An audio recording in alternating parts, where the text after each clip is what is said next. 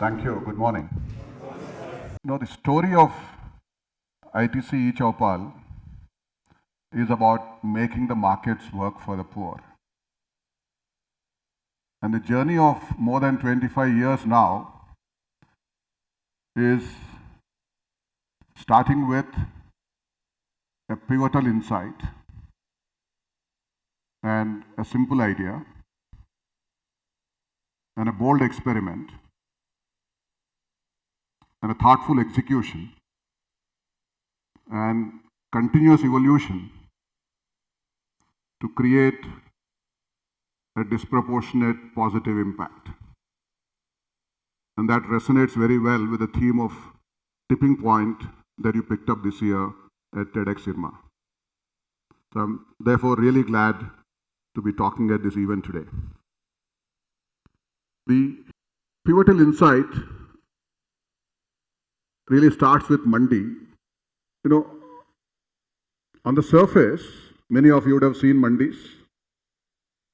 You would see that it's a straightforward and efficient mechanism to discover prices. When the farmers are small, the quality is heterogeneous, buyers are many, you bring the produce to the market, you put it up for auction, many buyers come and bid, and the best bidder wins that lot and then buys it. So it looks fair, isn't it? But when you peel the layer,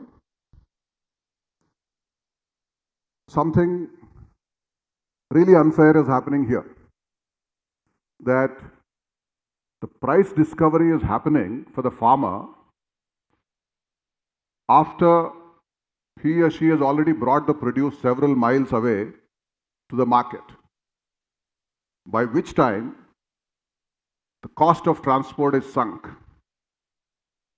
The day is pretty much gone by the time the whole transaction is complete. So even if the farmer is not happy with the price that is bid, she has no choice but to really sell off at that price and deliver. So it's not just inefficiency, but what we call a structural asymmetry. The whole bargaining power has shifted in favor of rest of the chain against a farmer. That was the pivotal insight. That till then, even our efforts were how do you improve efficiency of transaction at a mandi, but not question what is unfair about it. And obviously, it was also a question which also cropped up as a buyer from our point of view, because it also led to a significant inefficiency in terms of mixing good, bad and ugly, in terms of qualities, in terms of additional transaction costs, and so on. Now, that led to the idea of really putting a computer in the village. What if the farmer discovers the price before deciding to sink the cost of transport? Then the farmer can decide, do I want to sell today? Do I want to wait? And whatever options that I may have. And of course, mind you, in 1999, when this idea was really born, internet was literally absent in villages.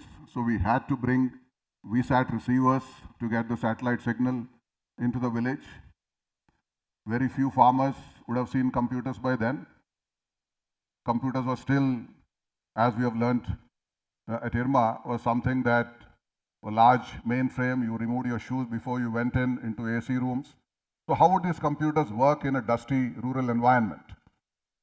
And vernacular was just about getting developed in terms of the language.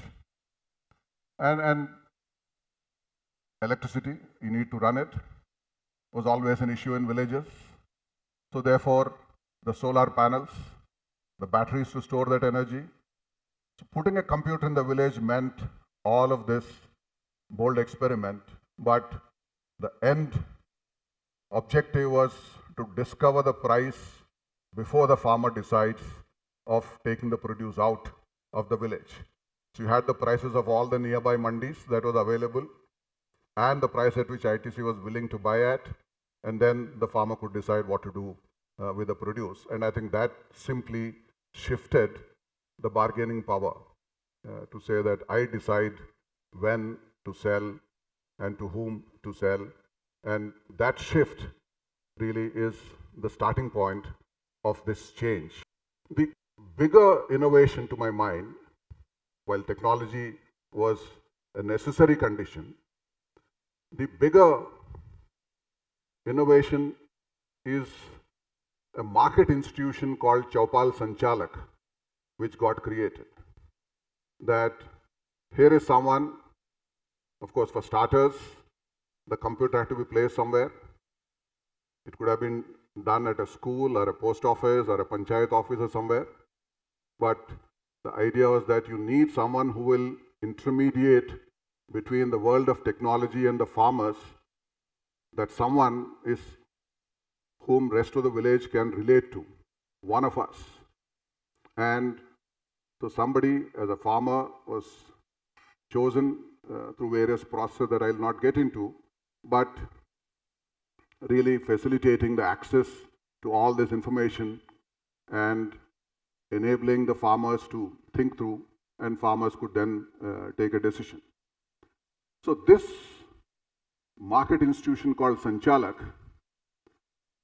the farmers were seeing as someone who's their own, because if after deciding that I sell, I don't get the price that it was promised to me, or the quality that was tested, a different result comes at the destination, there's someone that they can trust, to whom they have a recourse to. But ITC and the whole network that was working at the other side also saw this person, Sanchalak, as our own or their own, and say that, okay, if there's an issue in terms of promised quality is not delivered or quantity is not delivered, who do I have a recourse to? Agents existed in the villages for times immemorial. An insurance agent was there, or a tractor company agent was there, or an input company agent was there. But an agent or someone was always seen as their person. But here is someone for the first time, both sides saw that he is our person. So therefore, this element of trust, which is more important than technology, became really important in translating the information into transaction. Now, even a bigger idea to my mind is who pays for all of this. There's a computer, I talked about solar panel, VSAT receiving. There is someone who is facilitating the transaction, Sanchalak. Sanchalak has to be paid off a margin to operate. All of this requires somebody to pay for it. Farmer, as it is, we are saying, is poor, and say that no, you pay for something more, was a non-starter. ITC can pay, but it can't scale if we were just paying out of our pocket. So it has to be a solution where farmer gets more, but ITC is not paying out of its own pocket. And that's when we look at the value chain and see that there's enormous amount of inefficiency between a consumer price that is paid and the farmer price that is received. And eliminate this inefficiency is the route to redistribute this margin more fairly, so that farmer gets more and ITC gets to buy at a lower cost, because you eliminated that inefficiency, and the who pays really got solved through that creative idea. And I think that transition of saying that how do I discover price at home for the farmer to who pays for it really completes the simple idea in terms of how does it really work. Now, if you study strategy as a management student, you would know that any source of value becomes obsolescent with the passage of time. In a market, someone else can do it, especially if you're pegging the value as quantum of inefficiency. That as inefficiency gets reduced, At some stage, it can potentially become zero or not anymore viable to reduce that inefficiency further. And therefore, then you're back to square one in terms of who pays for it. And therefore, we had to discover newer sources of value, creating better value for the consumer, a higher quality, more healthy, safer, specific to different kind of needs of consumers, different kinds of consumption occasions. A host of brands were created by ITC, starting with the most popular Ashirwad Atta, 2 spices, 2 fruit juices, and a whole host of products. The idea is that then you are not just eliminating inefficiency, not just connecting what is produced efficiently to the market, but you actually produce what is in demand, what is likely to be in demand. Therefore, you have a higher value of what can go, which means a lot more diversification into high value crops, which obviously also requires not just price discovery at home, but weather forecasts, demand assessments, newer agronomy practices, financial access to markets. So all of this meant that the range of services using the same technology got really expanded at the back end. And as that evolution took time in terms of how to really get to many more products and anchored on brands that worked. One of the most common misconceptions about e-Choupal is that it eliminates middlemen. It disintermediates. Most common explanation that you would have heard is that.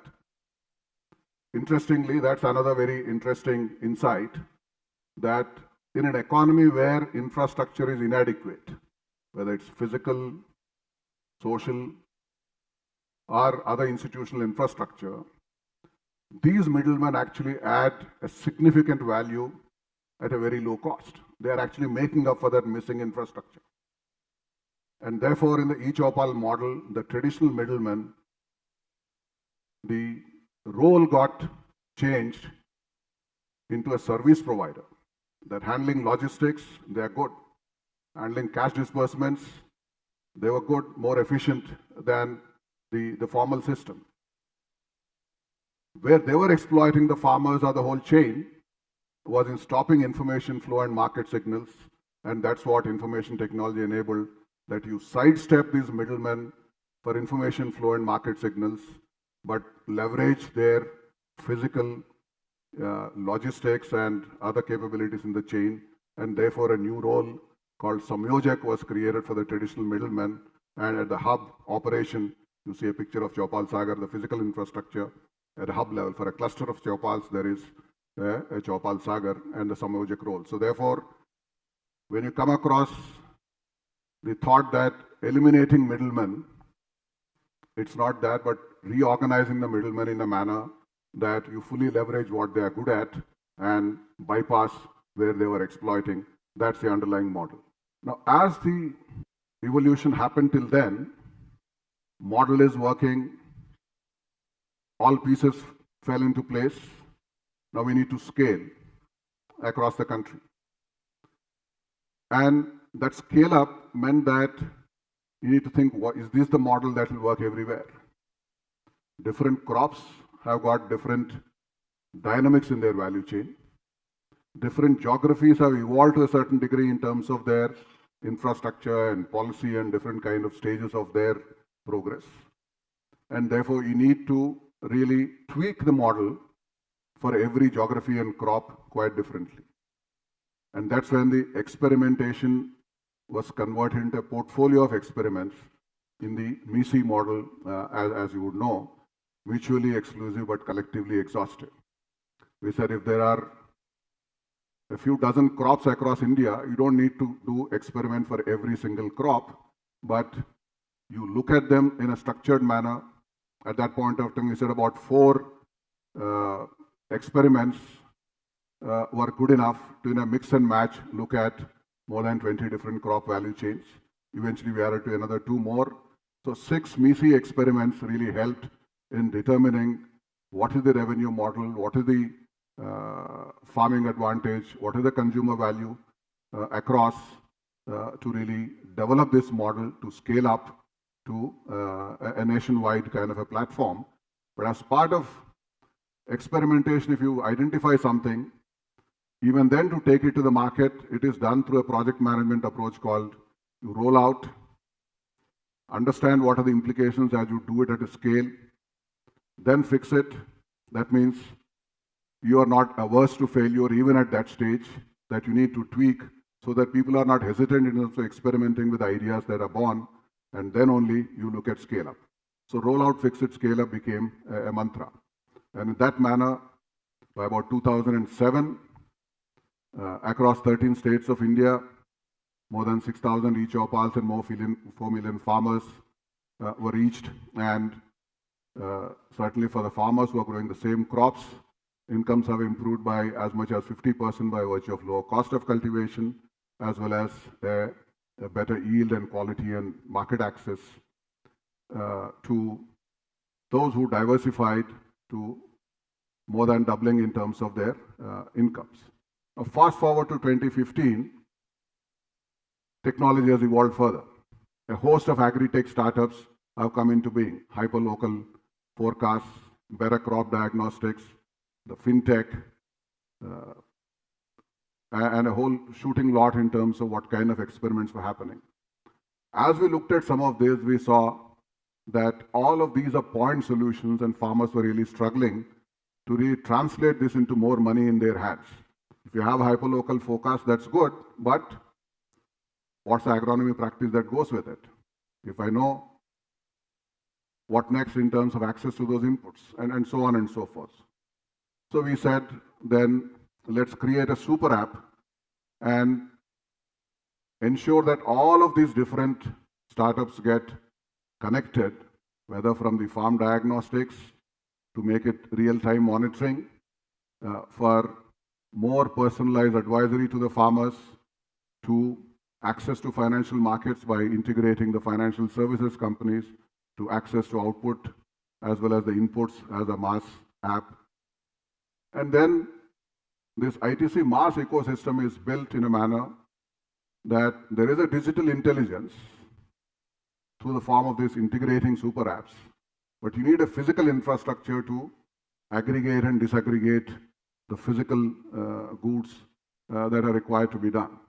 And therefore, a phygital ecosystem, ITC MAARS in the current version we call ITC e-Choupal 4.0, in the fourth pivot of this model over these years, is a phygital infrastructure with several services coming from the digital side and all of them embedded in a physical infrastructure so that the farmer gets an end-to-end 360-degree service.